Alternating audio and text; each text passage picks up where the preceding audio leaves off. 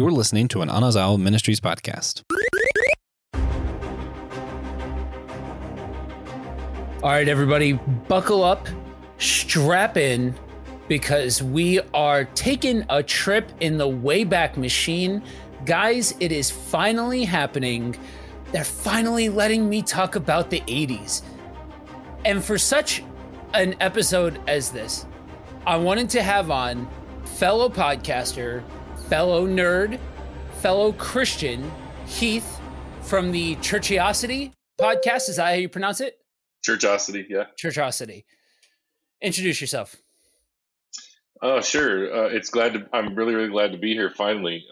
My name's Heath Brady, and I'm one of the two hosts from the Churchosity podcast, which our podcast gives the Gen X take on church culture. So that's, as you can imagine, we do a lot of riffing on and references to 80s stuff all the time. My wife and I both co-host it. So it's a lot of fun. We bring up a lot of good old memories and take trips down memory lane all the time. So pretty excited. It's so funny because there's so many. So if you look up a top 80s cartoon list off of any of these sites, right, or any of the top 80s TV shows, being of the vintage that I am, being a 90s kid, a lot of these shows I still grew up on. You know, they were still running on TV by the time that I was aware of things, or they were running in reruns, things like that. And so there were absolutely, like, when I went to go and look and see, like, okay, so which one of these actually started like in the 80s, as I've like grown in my fandom of cartoons and what is now Be Still My Heart considered vintage. That it's funny because I can look at these and I'm like, oh yeah, no, 80, nope, those are 80s, those aren't 90s. You know, Beetlejuice, stuff like that. Scooby-Doo was another one that I thought was 90s. That's definitely not. Yeah, that's Scooby-Doo, yeah, for sure. And it was always really cool when they would have guest characters on Scooby-Doo, like the Harlem Globetrotters. Are some classic episodes. Batman and Robin. For me, growing up a DC freak, big Superman guy, that was pretty cool to see some DC characters on Scooby-Doo for sure. But yeah, the format of that show was always great because you'd always have the comedy of Shaggy and Scooby, and then always the taking off the mask at the end and the big shock of who done it, and I would have gotten away with it if it wasn't for you pesky kids. And we always waited for that line, that hook at the end, Yeah. It's funny. Yeah. You go back into these tent poles, and it's hilarious because you go back and you can so totally see why the rules got enforced that you couldn't just make, Saturday morning cartoons a giant toy commercial. You needed to make some kind of educational comment. But it's interesting to see through the lens of some of these older through the lens of some of these older shows, that just what kind of snapshot into that era, that time, that I would say even takes that a step further than the 90s did. You look at a lot of the 90s stuff that's out there, and it's, you can, being of that era, I can point out little pieces throughout the way of like, oh yeah, no, that was a commentary. But it felt like the 80s, watching stuff that was from that era, really gave you a snapshot into what life was like during that time. Oh, for sure. Yeah, I mean, especially in the summer, life was kind of dictated. I was a typical latchkey kid, so getting up early in the morning, like as soon as the sun came out, it was the start of the day, and we would run out and wolf down a quick bowl of cereal if we had some, and then we'd be out the door on our bikes and on our own until sunset. But if it was Saturday morning, we were up early, we were watching cartoons. Getting those Schoolhouse Rock those in between show messages, learning about conjunctions and and things about our bodies and stuff like that. But you're absolutely right. It did kind of feel like in our generation when we were kids, there was this independence, this kind of gearing us up for independence because we were basically independent so much. So a lot of your Saturday morning cartoons, your heroes of the cartoons were kids. Yeah. And so that was very indicative of our time. And so lots of kids who were the hero of the day or superhero type things, or fantasy was big. Using your imagination back then was a big deal. It seemed like a lot of the popular shows, like it wasn't a cartoon, but like I think of Land of the Lost, the original Land of the Lost. Like Yep. that was a big fantasy thing of falling through a waterfall and ending up in a different universe on an island, with slee stacks chasing you everywhere. But yeah, I think you're absolutely right. I think that when you see a commercial or a TV show or a cartoon or even a movie from back in the 80s is very easy to tell. Okay, this is a time period that these are things that really don't resonate in 2022. Like you can't, and even in the 90s, it just seemed like 1991 showed up and everything just changed with all the programming. Right.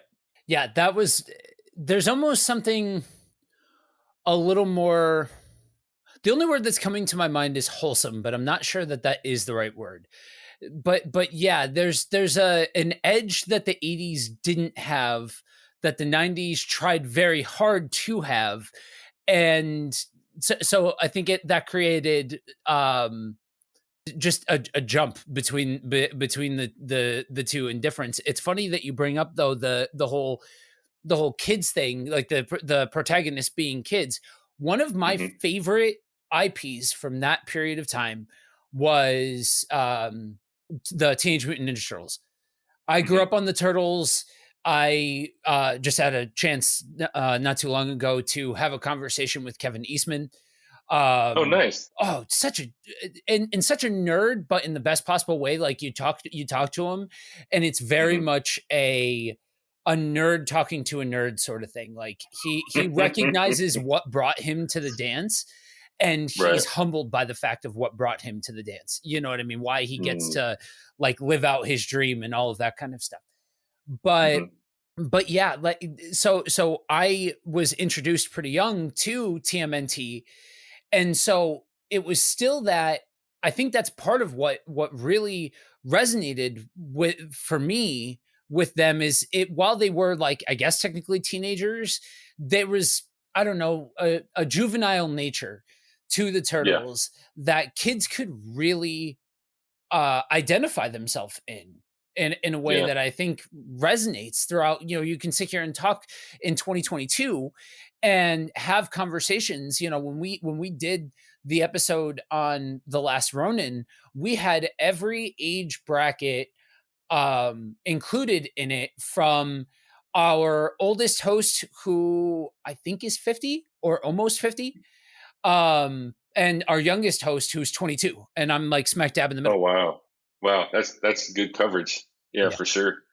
I remember the explosion of Teenage Mutant Ninja Turtles, especially I want to was it like 91 when the first movie came out, the first live action movie came out 90 with Corey Feldman. He was the voice of Donatello, if I remember correctly. But I love the Teenage Mutant Ninja Turtles for all the reasons that you said, like especially if you were 13, 14, 15, but by that time I was 19 years old, 18 years old when the movies came out. But just the mere thought of being a teenager but growing up in an atmosphere where your whole life was learning martial arts and how to treat others and defend the innocent and the weak, that was a real wholesome message. And it was funny because each of those four characters had different personalities. And I always was attracted to Raphael because he was like the rough and tough guy and had the attitude and like all the ways that I couldn't treat my mom when I was a kid. Like that was his personality. He was just a rebel, but he still was a team player. That was pretty cool. Right. That's funny. So do tell, when you think of this era of cartoons, IP, all of that kind of stuff, what are some of your favorites? From the 80s? Yeah. Um, well, I don't remember how early it launched. I might be going back late 70s, but my most favorite cartoon of all time was Star Blazers. A lot of people have never heard of it, but I believe that it was the first anime cartoon to be broadcast in the United States, which obviously I was a little kid and that had nothing to do with its appeal, but it was a futuristic band of military that flew in a spaceship that was made out of an old Navy battleship called the Argo.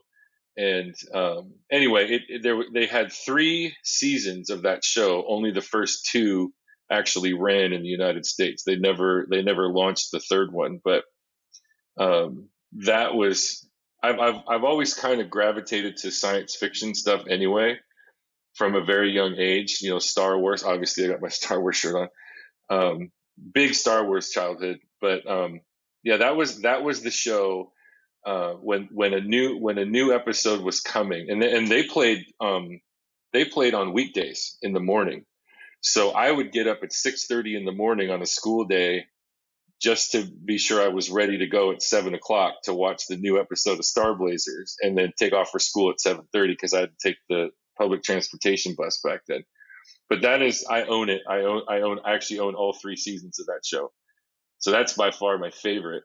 I think of the old Super Friends series, the original Justice League, or not the original Justice League cartoon, but the original Super Friends cartoon with that was always one of my, with the Legion of Doom and everything. The They weren't necessarily cartoons, but the Banana Splits was an afternoon show, and it's really kind of creepy. I got to tell you, that show was really a creepy show. And if you go back and look it up on YouTube and watch some episodes of that show, there's some creepy stuff going on that show.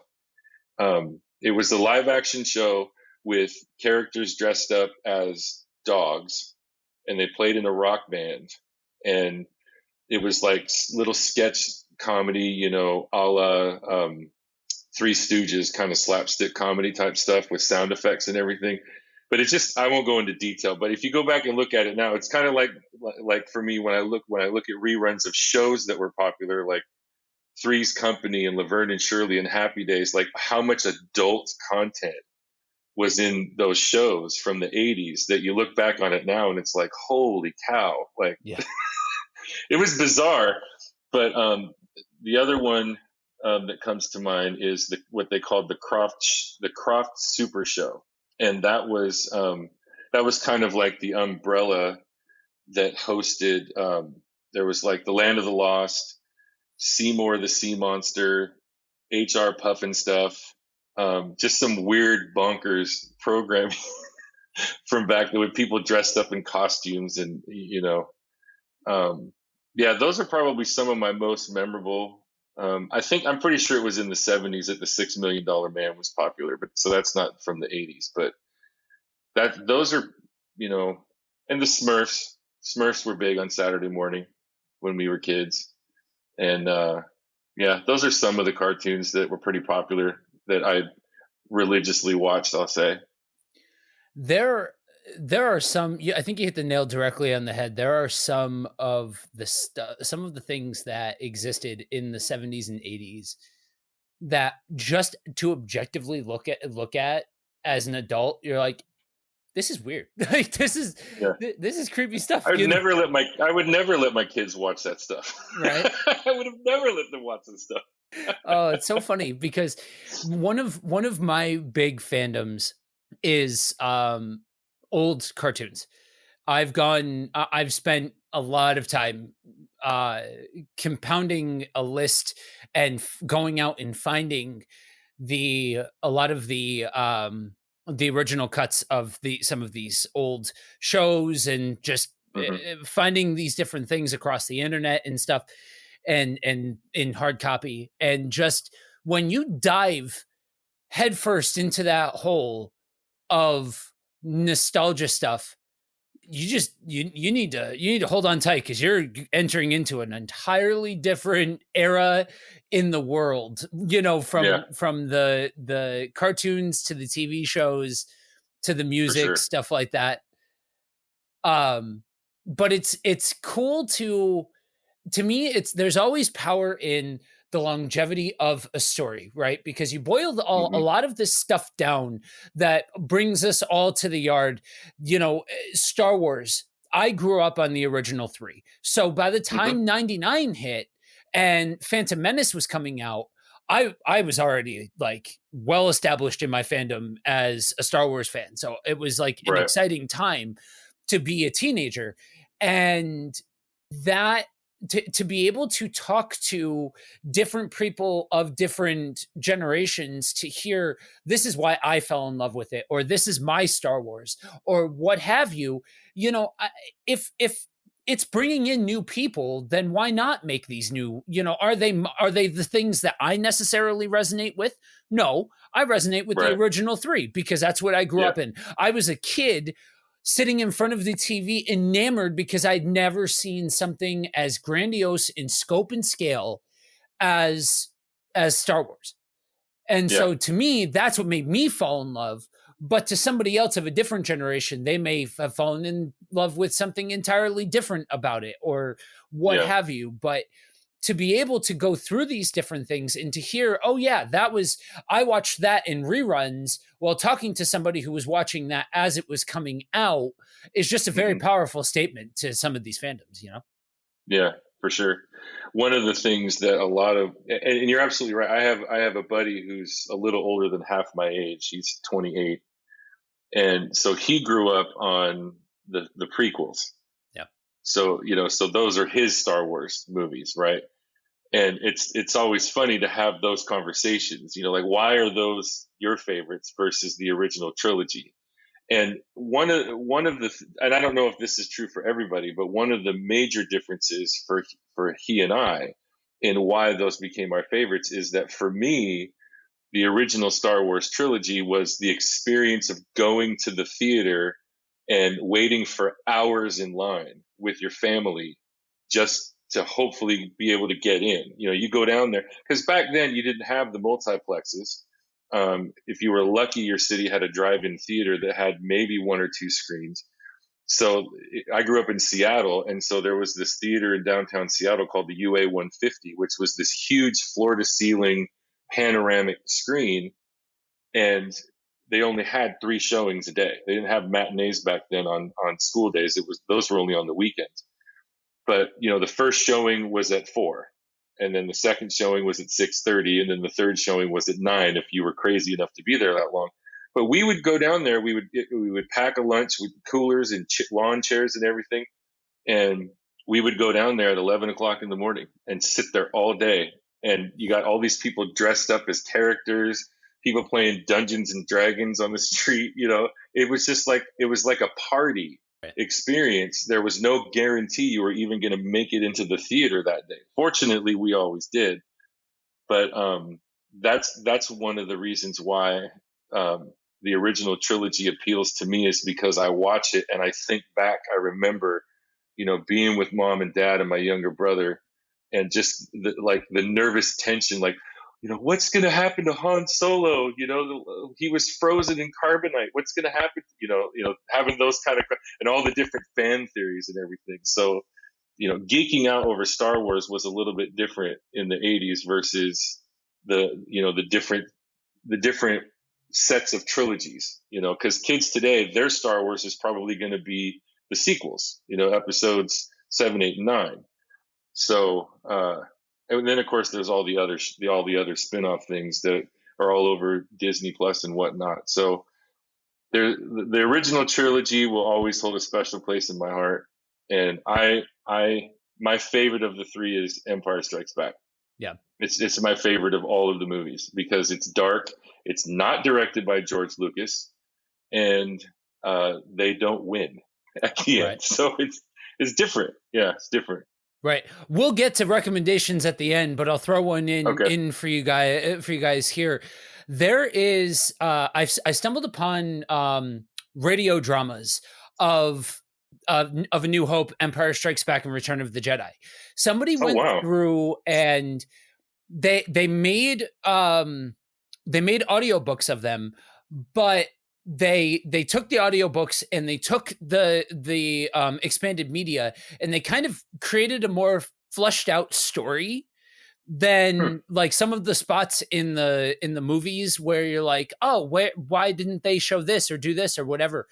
There's Hmm. some of that's a little bit more fleshed out, and they're all really well done. Mark Hamill came as Luke for the first one, didn't return for the other two, but he was Hmm. Luke in the first one, and I've been binging those for the last week or so, listening to them, and they're just so well done. So, but yeah, Wow.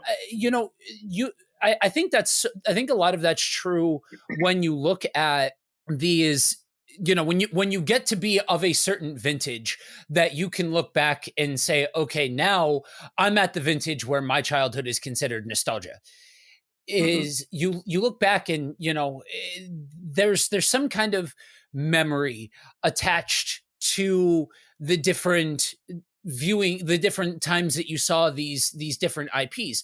I remember the first time I saw on TV Star Wars presented as Star Wars Episode 4 A New Hope, because the first time Hmm. that I had ever seen it was the original VHS cut.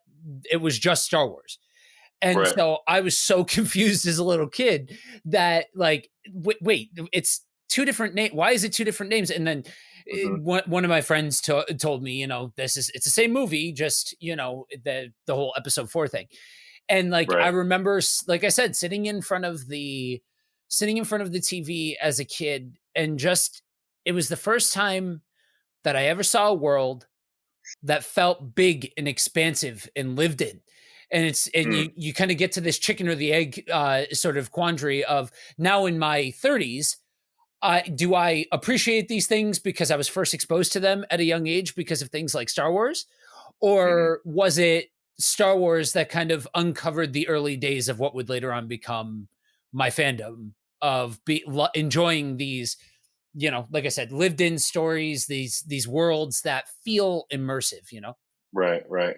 I think that speaks to a lot of the disappointment with the prequels, because I think that especially in my generation, coming up with the original trilogy, we always wanted to know, how did Darth Vader become Darth Vader? How did that whole thing happen? And so, when we raised our kids, at least our older ones, my wife and I, our older ones, we raised them on the original trilogy. The prequels didn't come out till they were teenagers, I think. Um, so it was spoiled for them. They knew they're watching the story of something that they know is going to happen. So they know that whenever when Anakin's in a predicament where his life is in danger, he's not going to die. That kind of a thing. But it didn't. It was so unsatisfying. And God bless. Now I can Hayden Christensen for just doing the best job he could with a poorly written script. And I have not watched the Obi-Wan Kenobi show yet because I don't know. I'm nervous about it, but it felt so unfulfilled. It felt like you described it. The original trilogy. There's this giant universe that has been occupied and lived in, and there's battles and resistance and the empire. Like it's like there's this like it felt like there was centuries of tension, Right. and then you take three movies, and between the first and second movie you jump 14, is it 14 years between episode 1 and episode 2? I think There's so. a whole lot of story in there, Yeah. you know and you just cut right to the romantic tension between Padme and Anakin. It's like, well, wait a minute, what was Anakin doing for the last 14 years? I want to know that. Right. There was so little development of backstory, and in a lot of ways it felt very similar to, I guess I would identify it as, the way, and I know we're jumping ahead in decades here, but with the Marvel movies and how they just all gel together, and the comedy is rich and organic and everything. It felt like episodes 1, 2, and 3 were a very bad attempt to do that. Yep.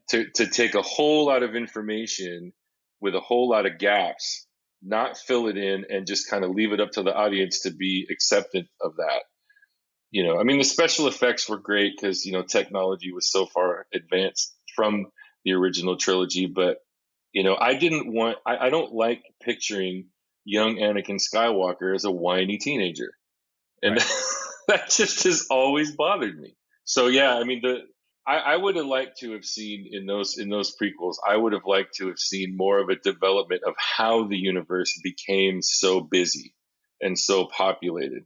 And I know it's science fiction, but you created this big universe where you had to travel at hyperspace speed to get to another planet that's clear across the galaxy, and every single planet that you just skip past has got populations on it. Right. Like how did all of that happen? That kind of a thing. Yeah, yeah. And honestly, for everything that you just described is exactly why I am such a big proponent of the Legends continuity. All of Hmm. those books, all of that extended stuff, because they actually take time to tell stories and allow for the little nuancy things to be expressed. I For me, growing up with Darth Vader being one of those bad guys, one of those seminal bad guys, it feels like if Darth Vader is a full jar of marbles, every time that they've gone to the well with Anakin Skywalker, they've taken marbles out of the jar of Darth Vader, Hmm. except for with the comics. I think the more recent comics that they've been doing from, I think they started the run in 2017, I think. Hmm. And that has been like Darth Vader. Like that has been the first time that it's felt like they've expressed Darth Vader since the original series, you know. Yeah. But Yeah. I would agree. I it's kind of like similar to how I feel about the Batman that I grew up watching on television, with Adam West, yeah, even though that was in the 60s, but it was syndicated in the 80s. And then, the cartoon version of Batman on the Super Friends and Saturday morning cartoons. Tim Burton's version of Batman was okay. It was still pretty cartoonish. In Tim Burton's movies, his movies are dark, but his characters are full of too much energy to be in a dark universe. But the Dark Knight trilogy and all of those graphic novels, like that's Batman. That is Batman, and that's the way I agree with you. The same connotation that like Darth Vader was always a menace, and he was unpredictable, and when he played it cool and didn't use the force to hurt somebody, you were disappointed. When he didn't snap somebody's neck and he just kind of turned and walked away, you were disappointed because you were like, oh, come on, man. yeah. His one liners, that were just so vicious, and menacing, but then, to go to the extreme with what you were describing, that's cool. Yeah. Yeah. So you mentioned being a DC guy. Yeah. I want to take a quick detour into that for a minute because I too Sure. am one of the show's resident DC guys. So you mentioned your favorite is Soups. Yes. Yeah. So the Big Blue Boy Scout I've come to appreciate more as I've gotten older because he's an archetype. I used to say as a kid, it's easy to be a superhero when you've got the powers of a god. But Hmm. as I've gotten older, I've come to appreciate that the nuance of his character lies in he has the powers of a god and he chooses to express his human side and Right. things like that. And I think even not appreciating Superman growing up as much as I do now, I think DC is always pushed in a way that in the same kind of way that a lot of these IPs that we've talked about as far as the 80s stuff, and all of that kind of push. It's like creating something that's simultaneously so much bigger than the individual, but also has entry points where you can kind of find certain relatable points, you know? Yeah, totally. I I fell in love with Superman at a very early age in the comic books.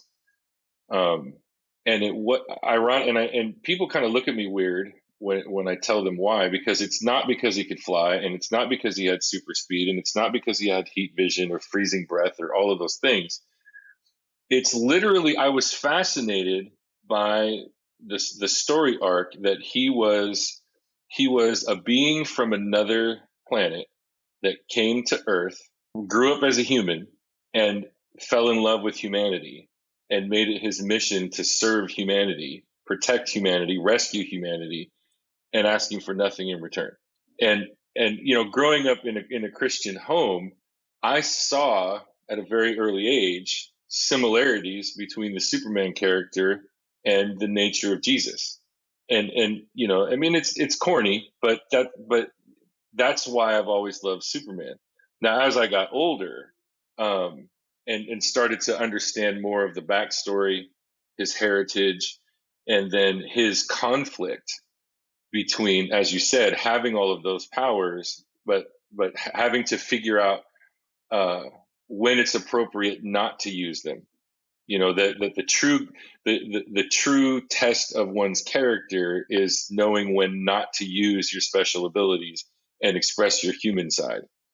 And so to see him have those conflicts with falling in love and starting a family, or the prospect of starting a family, or getting a job, or taking care of the farm, all of those, just seeing him shift gears, kind of in the same way that with Batman, you have Bruce Wayne figuring out that Batman needs Bruce Wayne just as much as Bruce Wayne needs Batman. With Superman, you discover, you watch this development, whether it's through the comics. I believe, especially in the Snyderverse, you see this conflict of trying to figure out, okay, Superman needs Clark and Clark needs Superman, and the world needs both. And I just, I love the way that DC has always dealt with his character. I mean, there's been dumb things that they've done with Superman, but I've just always, I don't really know if there's any one real reason why I love Superman so much. I just always have. Right. If there was, my close number two would be Batman, but it's for a whole different set of reasons. But Superman's my dude. Yeah, I first found DC when I was a kid. I would go with my dad to clear out like estate sales and stuff like that. And Hmm. I remember the first time we stumbled upon a box of comics, and the Flash comics were in there, and I Yeah, fell in love with Barry Allen Flash. I'm one of those weird random '90s kids that Wally West is not my Flash. Barry Allen's yeah, always been my Flash, yeah. and My youngest son is the same exact way. That's his character, and same thing, same yeah, exact thing. Yep.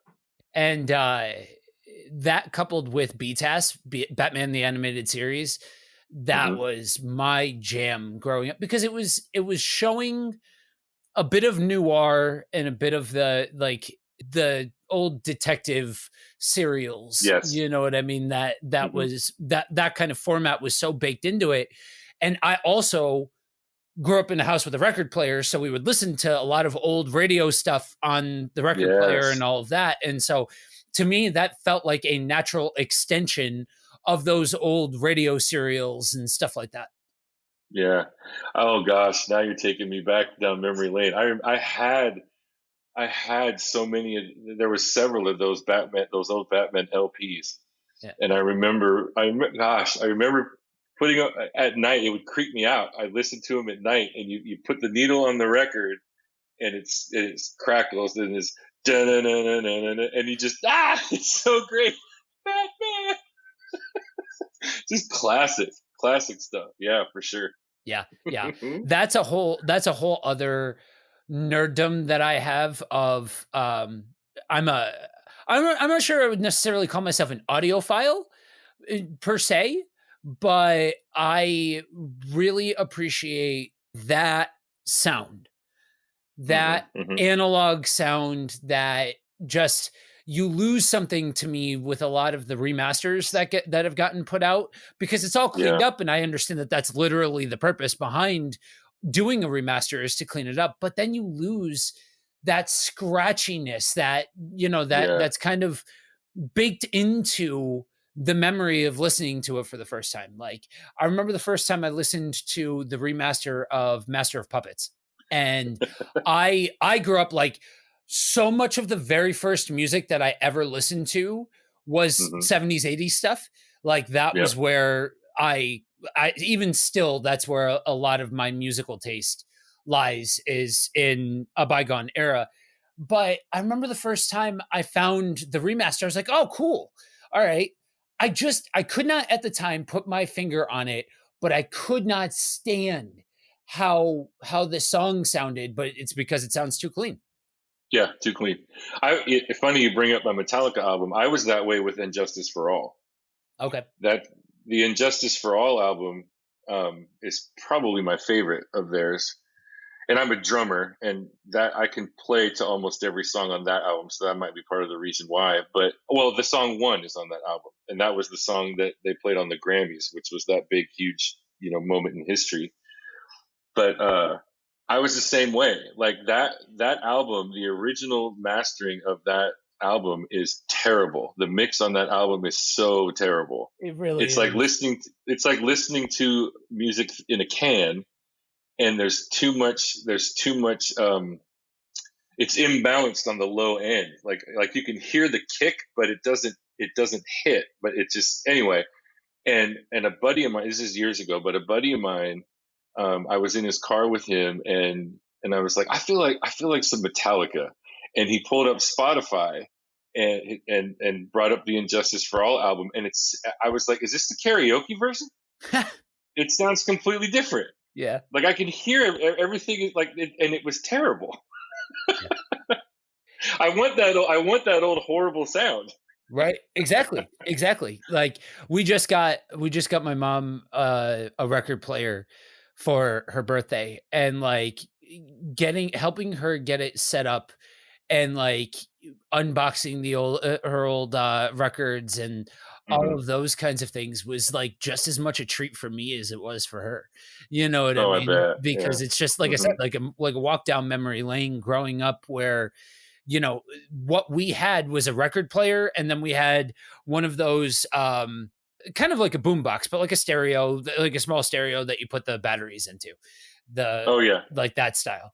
And but we I remember these giant stack speakers that we Yep. had for the record player that like if you if you mess that needle up just a little bit, oh, the noise that would come out of those big box Yes. speakers. And if it was you that did it, your mother would come running from the other side of the house, like, you're ruining the record. Yeah. What are you doing to my records? Absolutely. Exactly.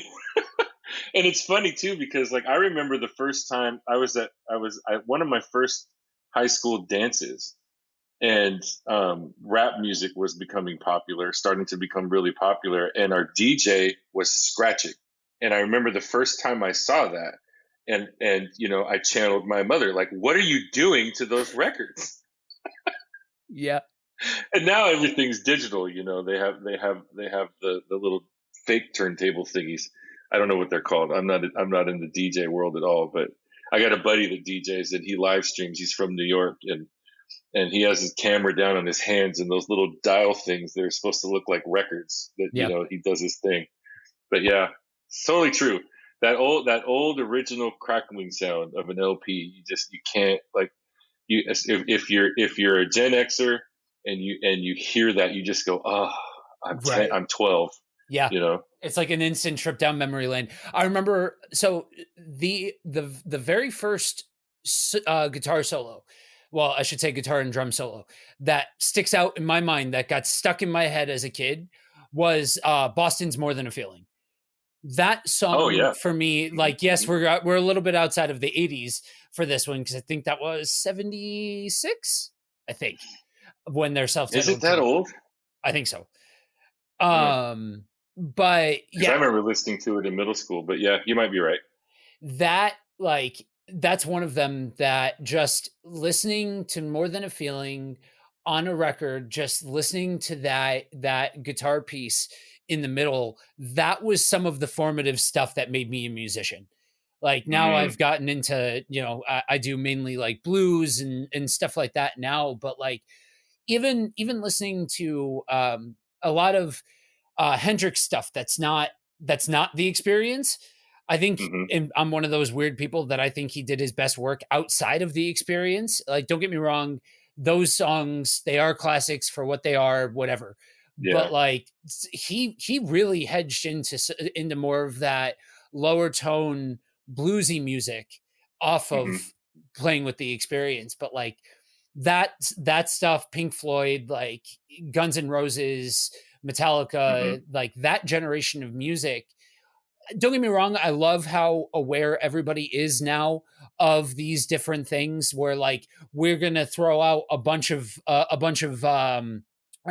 different TV shows and stuff like that, and people can jump on their Google machine and understand what it is that we're talking about. Because otherwise, Right. outside of a post Google world, who's going to know things like the Centurions, or maybe stuff like Beetlejuice or Spider-Man and His Amazing Friends, but like Dino Riders or Mask, stuff like that, where Oh like, gosh. right, like this is stuff, this was the formative stuff of my childhood, and I'm glad that we can live in a world where these things are easily accessible to a different generation. But there's Yeah. nothing will replace, for me, watching these things on a small tube TV growing up, or Hmm. listening to this stuff on those giant stack speakers. Right. Right. Yeah, and it's cool, like shows like Stranger Things, or Cobra Kai, that you know I mean, Cobra Kai is today, but it's the characters from the 80s, right? Right. But like with Stranger Things, seeing the reenactment of, I mean, it's 83 through 86. I'm in the 6th through 8th grade, so I'm the same age essentially as those boys. Mhm. And I was into Dungeons and Dragons as a kid. I was in the Boy Scouts. I would, so like I completely identify to a certain degree with these boys. But watching all of the 80s nostalgia get depicted and reenacted, like everything from the way people dressed, the music that they listened to, the fads that they were into. It's interesting because like my kids are all into it also, because it's a great show. But I had somebody ask me recently, um, is it true that like there was this big like suspicion that Dungeons and Dragons was this game from the devil, and I was like, yeah, that was a thing. Yeah, That that was a was a thing. thing. But then here's the other thing. Somebody brought up, and I think that they're a millennial parent. They're probably in their mid 30s, and they just couldn't wrap their head around, how realistic is it that those boys could just go wherever they wanted to, and like nobody knew where they were. And I'm like, that's the 80s. It's exactly what it was like for us. And I don't want to spoil the show for anybody who's listening, but especially in season 4, you've got the parents in Alaska, you've got one set of family in Indiana, or not Indiana, yeah, in Indiana, and another set of kids out in California, and nobody knows where anybody is ever. That's pretty realistic to Yeah. what it was like. And so it's really cool to see those things come back and like, oh yeah, that's what it was like. Oh yeah, that's what it was like. Although, there's some things that they do, like somebody microwaved something, and I'm like, the microwave didn't come out in 1984. It didn't exist yet. Yeah, good catch. That's funny. Yeah, I even growing up in the early 90s, that was still, I mean, granted, I grew up in rural America, and Hmm. so by uh, parents that were definitely hippies in their day. So they were more inclined towards go and, scrape your knees and go do things and go out Yeah. and be and do and all of that kind of stuff. So I relate. While I can't say I'm an 80s kid because I was born in the 80s, but I'm not like an 80s kid, like in the same sense that there's still so many of these little nuancy things about the 80s that are so resonant for somebody like me, because they did bleed over for some, depending on your household, Yeah, that's true.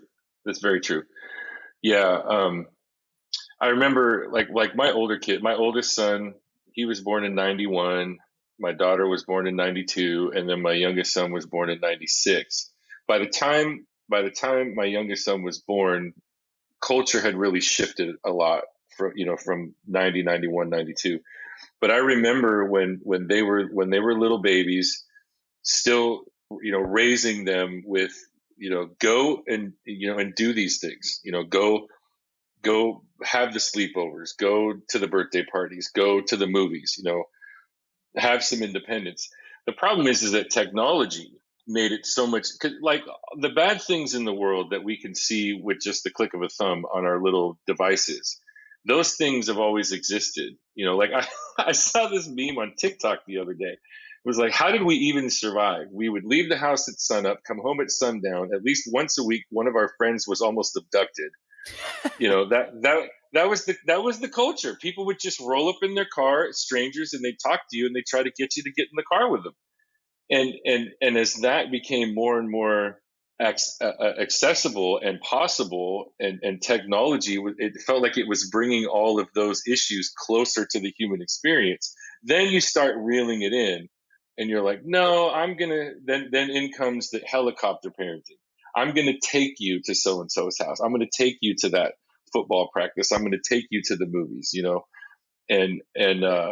but it's really sad to me that we can't have the same type of experiences as we had when we were growing up. Like, we didn't wear seatbelts, we didn't wear helmets, we ran red lights, we jaywalked. Like, we were just reckless kids, and if we fell down and scuffed up our knee, we rubbed some dirt on it and we kept playing. It's just a very, very different time. And now, it's so different because everybody's sensitive. Yeah. And a lot of those movies and cartoons and TV shows and everything from the 80s, they just all kind of embodied this independence, this sense of, you can be the hero. Like, you can be the man, you can be the woman, not like you can, if you dream it, it'll happen. Not in that sense, but like, you are really the champion of your destiny. You just got to keep your head on a swivel and be smart, and bad things are going to happen. Just don't let it stop you, that kind of thing. Right. For sure. And I think it's interesting. Somebody that kind of experience these things real time, but is very well versed in this era and culture and all of that, and grew up in a Christian household. Mm-hmm. For me, it was not a Christian household by any stretch of the imagination. Mm-hmm. It was always one of those, you never said Jesus Christ in the house. That was a surefire way to have to end up taking a giant bite out of an onion. Oh, I would have preferred an onion over the bar of soap. Yeah, see, the bar of soap wasn't as big of a thing in my household. It was onions, because growing up, I hated onions, which is hilarious because I love onions now. But right. But yeah, that was always a thing. But it was always like, I don't know, this weird, like, you just don't mess with that. Just don't, like, you don't go provoking anything, but like, we're not going to like live by any kind of like statutes and things like that. But to me, being a part of this show and being an adult who's now a Christian, and like having been a Christian for the last, I think, 5 years, it almost is like a fresh set of experiences going back and watching some of these things. One of the guys on the show, I don't know if y'all will be hearing this first, or y'all will be hearing the Superman 2 SG Drive-In episode first. But I sat down with a dude that's, I think, a little older than me, and we talked about Superman 2. And, you know, I remember the first time watching the Christopher Reeve Superman movies. It was Superman. That was the extent of it. I loved it. But getting a chance to now go back and watch something like Superman 2 through Christian lenses and be able to see some of the through lines and why these things are what they are, and being able to say, oh, well, wait a minute. So Superman is struggling with identity. I can understand that, especially 100% going through the I guess transformation process, for lack of a better phrase, but the transition process from the non-Christian world to the Christian world. Like that is a very real and 3 and 4 dimensional thing for me. And I think for a lot of these things, a lot of these stories, and a lot of these IPs that weren't afraid to tell real life stories, I think it's an entirely new breath of life to be able to experience these things with a whole new set of eyes. 100%. Yep, I agree. And that whole identity thing, that's such a great thing to unpack, because prior to your salvific transaction, you're not going to really get that layer, to the fullest extent. Superman was struggling with his identity. We all do. That might be the extent of it. But if you're a new creation in Christ, like if you have the new mind, the new mindset, and the old things have passed away, as Scripture says, you start seeing those layers, and you start seeing character arcs and storylines and relationships in whether it's movies or music, whatever, and you start hearing and seeing things through a different filter and watching, and I totally appreciate that conversation about Superman 2, one of the greatest movies of all time. For that reason, that's one of many reasons, but you see him just like wrestle with, do I want to be with the woman that I love? If so, it's going to cost me this, and I have to re-identify as just a human being. I got to rethink. I got to think how I have to live my life from this point on without all of these gifts. And so he had to redefine his identity. And so as a Christian, you start going, well, my identity is in Christ now. Yeah, my identity is not of this world. And there's that inner struggle between the flesh and the spirit. So I think that's a really cool point that you're making there, that you can go back and look at these 80s nostalgia things through the lens of the Christian faith, and it's almost as though they hit different, or at a different level, or in different ways. But I really appreciate that a lot. Yeah, especially when you can accept and understand and embrace the fact that we worship a God that does not back down from questions and poking and prodding at the dimensions of this world. Now, obviously, unfortunately, and every day that I need to pastor somebody that has been struck by this, it breaks my heart that concept has been woefully undertaught or manipulated, or some version thereof. But the reality is that we ask the questions, dare to imagine, have a sense of imagination.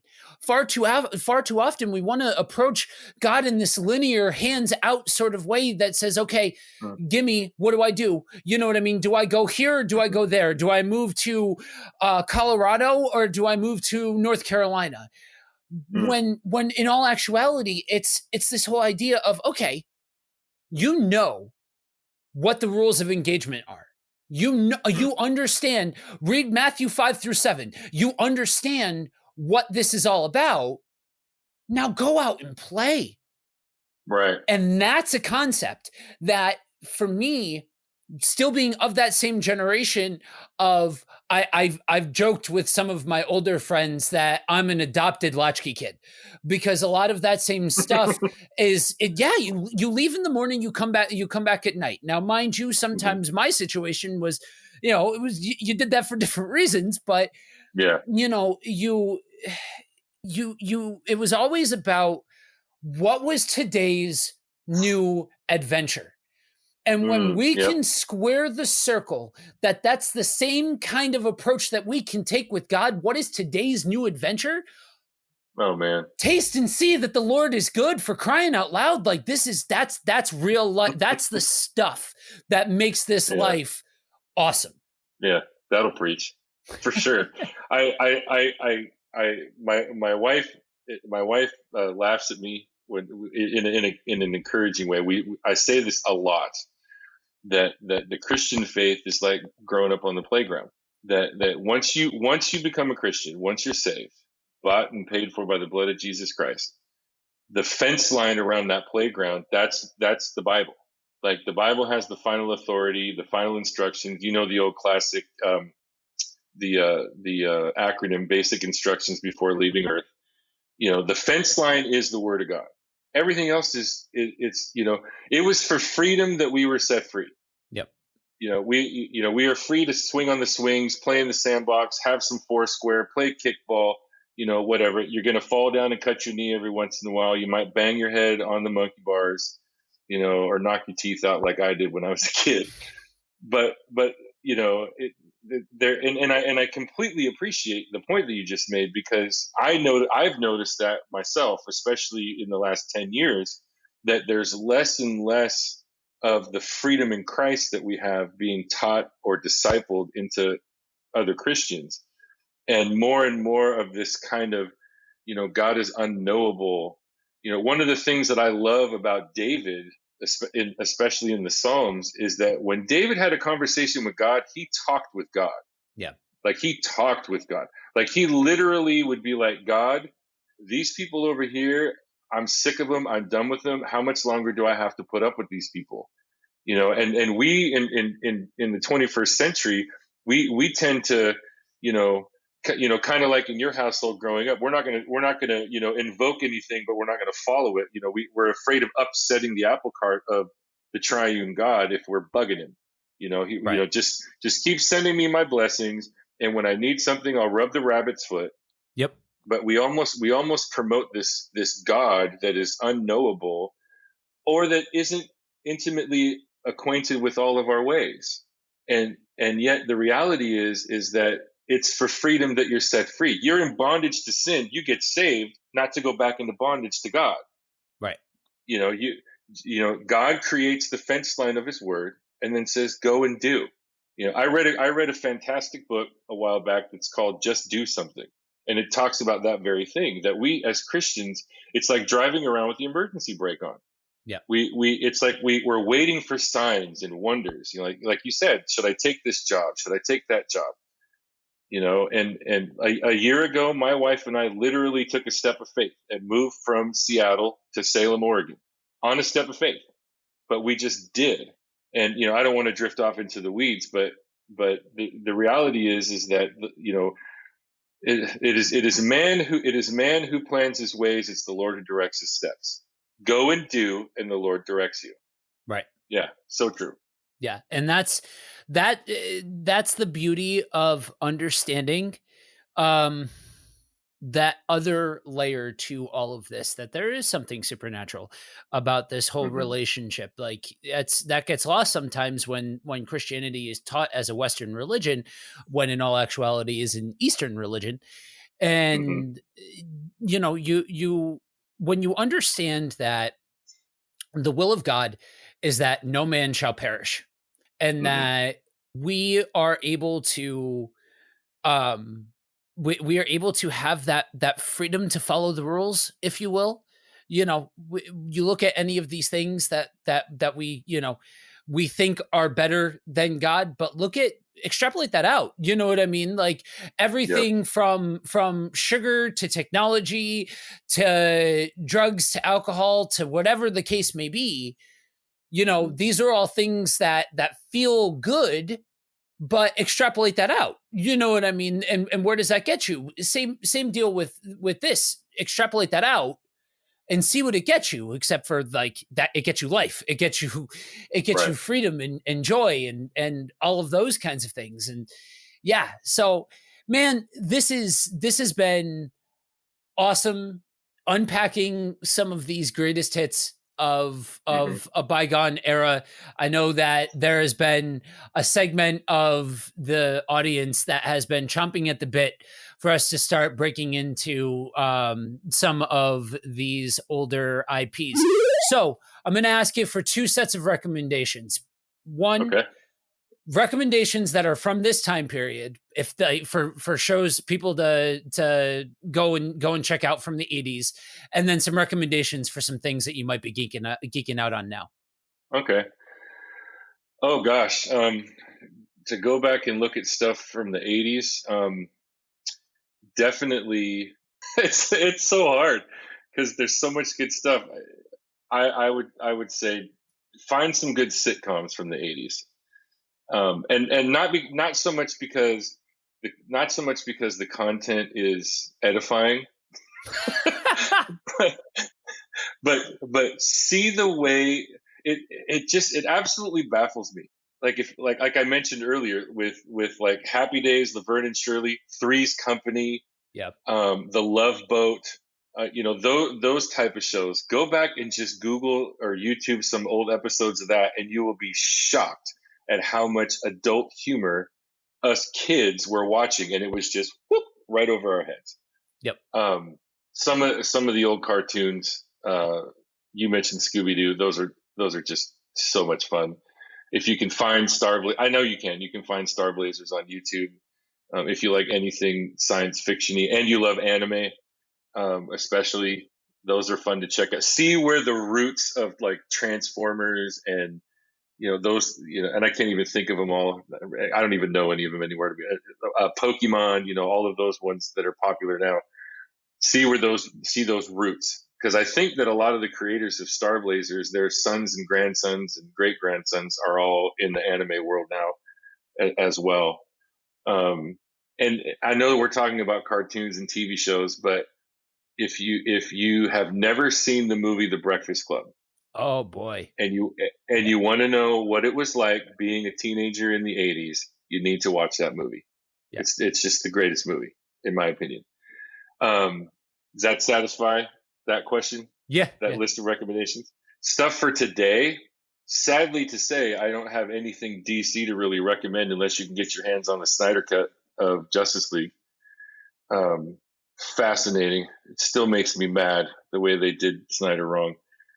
I don't watch a lot of television anymore just because there isn't really anything good on TV anymore. I do most streaming stuff. But my wife and I love The Blacklist. Love, love, love The Blacklist. I know it's not popular anymore, but Lost was just like such a great show. We are currently watching Better Call Saul because we love Breaking Bad so much. I don't know any cartoons. I can't give you any cartoon because I don't watch. My wife has this great analogy about what it was like watching commercials and cartoons when we were kids versus today. Back then it was My Little Pony, or Care Bears, and now it's na na na na na na na na, buy this toy. Na na na na na na na, buy this toy. So yeah, Stranger Things, watch Stranger Things, Cobra Kai. Especially if you're an 80s brat, you'll love Cobra Kai. Movies, anything MCU, it's just hot. I mean, believe it or not, the Marvel universe is just great. I just saw a notification that next month there's another Star Wars show that's coming out called Andor. Yeah. I know nothing about this. I have not geeked out enough apparently, but I know nothing about this. So yeah, I mean, off the top of my head, those are probably my best recommendations for, I don't know if I'd call it wholesome entertainment, but at least fulfilling. Yeah. I mean, that's about the size of it. You need to go whenever you explore any of this stuff, you got to explore it through the lens of, what, it's not 2022. Would some of this stuff get made in today's world? Absolutely not. Half of this stuff would not get made in today's world. Man, the things they got away with back then, yeah, it's crazy. Crazy. Yeah, I had to explain at a my wife, I sorry to cut you off. Oh, good. I recently actually started watching The Terminal List on Amazon Prime. That's the new Chris Pratt show. Oh. It's pretty darn good. Cool. Pretty darn good. I Yeah. had to explain at a conceptual level what G.I. Joe was to my wife because she didn't grow up in like that kind of household. Like she's a couple of years Yeah. younger than me. And so like this was outside of her purview and all of that. And I had to explain it to her, but like explaining what G.I. Joe is to somebody who's never heard of G.I. Joe. Yeah. It's an American wartime propaganda cartoon. Yeah. Yeah. I mean, that's about the size of what G.I. Joe is, guys, if you've never watched it before. But well, and even to this day, if somebody says to me, "Well, now I know," and then I say, "And knowing is half the battle," and knowing is half the because that was the commercial. That was the commercial for the little characters when we were kids. Well, now I know, and knowing is half the battle. G.I. Joe. That was the commercial. Yep. Oh, that's awesome. So, one IP that I want to recommend to you guys. It seems like the low hanging fruit. You guys know I'm a huge Turtlehead, but Transformers G1 was my jam growing up. And that bled over into Beast Wars was big in the 90s. I loved that. But this seeing the roots of Transformers storytelling and just experiencing it in all of its ridiculous toy commercial on steroids ridiculousness is just awesome. So for that period of time, I would absolutely suggest watching that. As far as current day geeking out, I am still going through the series I mentioned a couple of weeks ago. This Buffy the Vampire Slayer Boom Studios comic that came out, post-apocalyptic, 50 years in the future. Buffy the Vampire Slayer. Boom Studios knows it. They're the same ones that have rights to making the Power Rangers series that's been coming out the last couple of years. They've had it, and they know exactly who their audience is, and they are unashamedly going after exactly that audience, and it is phenomenal to be of that particular vintage. Watching these people do what they're doing with this IP is out of bounds. So that's pretty cool. Yeah. So let people know where they can find you. So our podcast is as I said, is Churchosity. That's church and then OSITY, Churchosity Podcast. You can find our podcast on any of the platforms: Apple Podcasts, Spotify, Google, Amazon, pretty much anywhere you get a podcast from. You can follow our show on social media, even though my wife and I hate social media, but it's 2022. All the socials: Facebook, Instagram, Twitter. Our tag is @ChurchosityPod. We are currently in a temporary hiatus. We finished season 3 about a week before my wife and I both caught COVID, and we're getting ready to ramp up to start season 4. We got some pretty exciting things coming up. Many of our listeners remember that about a year and a half ago, we did a 10-week series on church hurt or spiritual abuse, and we're going to be revisiting because we've undergone much of the healing process from that. So we're pretty excited to get rolling on that in the next couple of weeks. But yeah, Churchosity Podcast, socials @ChurchosityPod. Give us a listen. Awesome. Well, thanks again for joining us. Thank you all for listening. And if you would like to hear more from our illustrious panel of hosts, you can head on over to systematicgeekology.org. Toggle over to the host tab. You'll be able to see all of the ridiculous amount of projects that we're all involved in. And if that is not enough for you, you can head on over to patreon.com/systematicgeekology, where there's tons of bonus materials there, and you get to help us keep the lights on. So for now, that's a wrap. And remember, we are all a chosen people, a geekdom of priests.